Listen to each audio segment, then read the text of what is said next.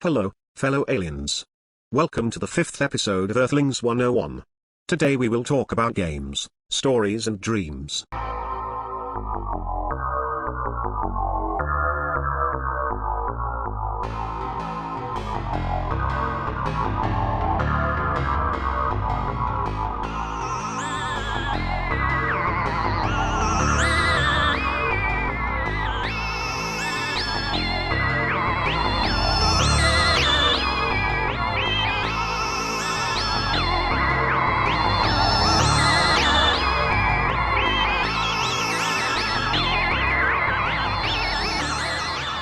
As mentioned in the first episode, Earthlings don't have the tools and instincts animals have to survive. Instead, nature gave them a brain and the capacity to learn and to create tools. Now, learning to survive is kind of problematic, because you can't learn from experience. As soon as you experience how not to survive, you may be smarter, but you are also dead. The solution evolution found was something called imagination. Basically, Earthlings create a simplified model of reality in their head and use it to predict the outcome of different actions. It's kind of a reality simulator, and it's very flexible, powerful and fast. However, sometimes it's not fast enough. When the Earthling is in immediate danger, for example, there is no time to imagine, the Earthling has to decide immediately or die.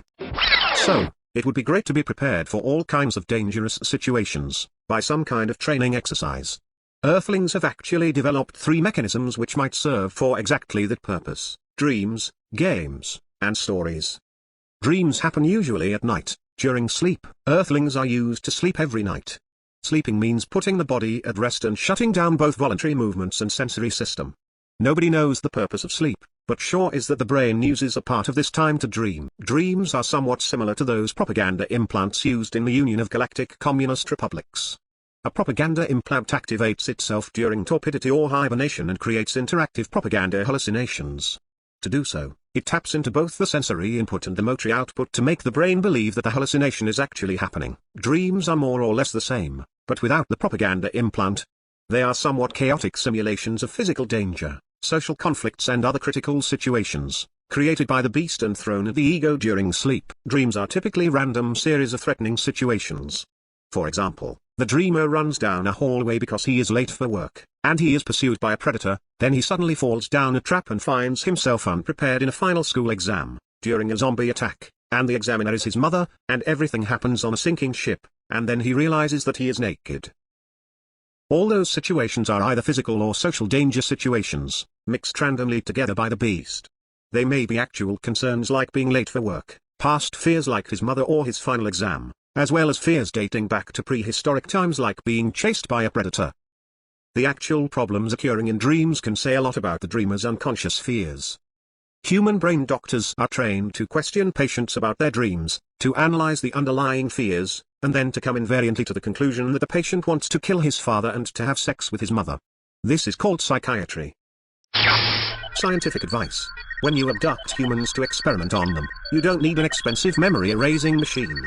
Simply abduct humans in their sleep and put them back into their beds when you are done. Even if they remember the experiments, they will probably believe that it was just a bad dream, and forget it. The second survival training mechanism is called games. Doing a game is called playing. Like dreams, games are interactive danger simulations. But unlike dreams, games are played when the Earthlings are awake, they can be shared, and the Earthlings know that there is no real danger. Games are usually based on a set of more or less strict rules which fix the playing ground, the equipment, the allowed actions and the conditions for winning the game. Games are also full of symbols and rituals, something we will learn about in a forthcoming episode. There are many different kinds of games, but they are all made of 4 basic ingredients: challenge, chance, make-believe and vertigo. Challenge means that the players compete with each other, on with the game itself, to maximize their score. This usually means to outrun, outjump, outsmart or out whatever the other players, or the game itself. This is the game variant of the evolutionary principle survival of the fittest. Chance means that many games include some side of random elements. In most cases, the outcome is not completely random, as chance is combined with challenge. Those games are essentially training exercises for dealing with random events. The third ingredient is make-believe. The players pretend to be somebody else, and the game equipment symbolizes things in real life. This allows simulating all kinds of situations without need for realistic equipment.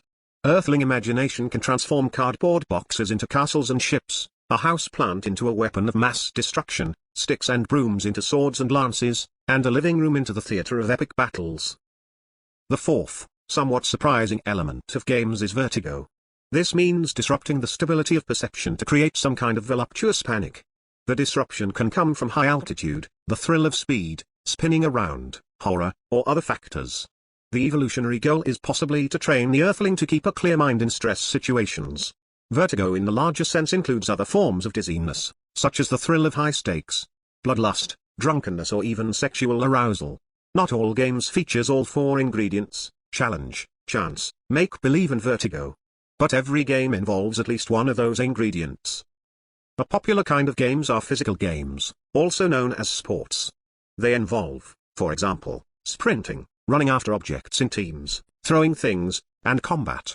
Most sports are rather obvious training exercises for melee combat, hunting, and running from predators.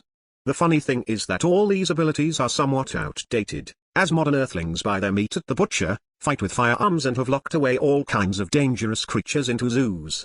Except for the microbes. Tips for tourists. If you want to observe the variety of games, visit an amusement park. Here you'll find it all: challenge and chance, make-believe, and huge machines uniquely dedicated to vertigo. For the alien observer, games look unpleasant, like forced training exercises for mercenary slaves, combat training, tactical exercises, centrifuge training and so on. But the difference is that Earthlings actually like playing, as their brains are programmed to enjoy games. Now to the third mechanism, stories. In a nutshell, stories are made-up accounts on people in dangerous situations.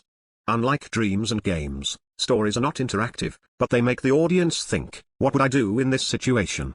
Stories are transmitted in various ways. They are told, played on stage, sung, written, drawn or filmed, to name just some media.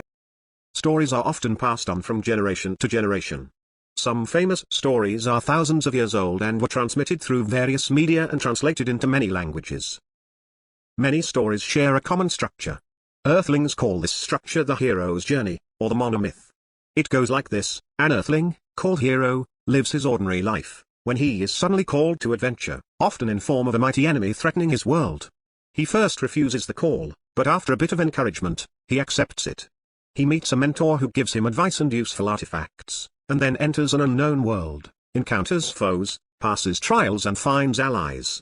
Eventually he intrudes into the enemy's lair, gets into the heart of the lair, faces the enemy and defeats him.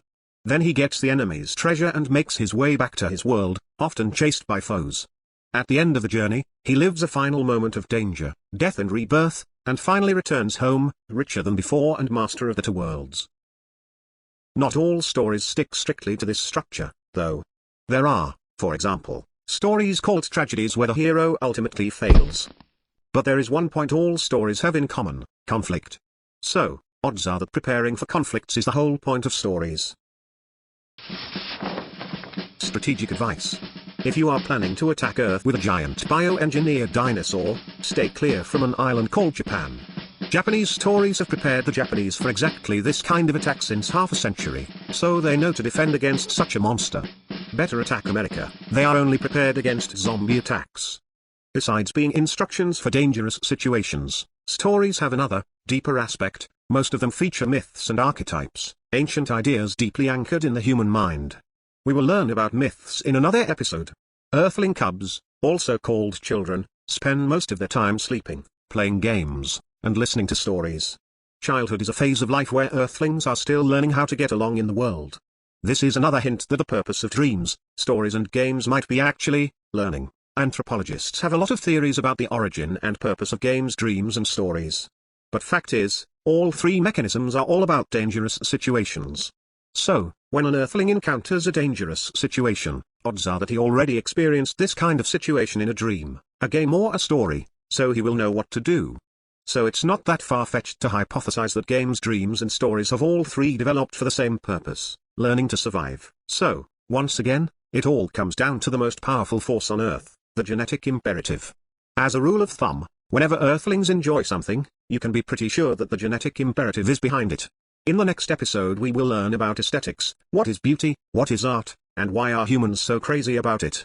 Thanks for watching, and, as they say on Beetlejuice, don't forget to be alien.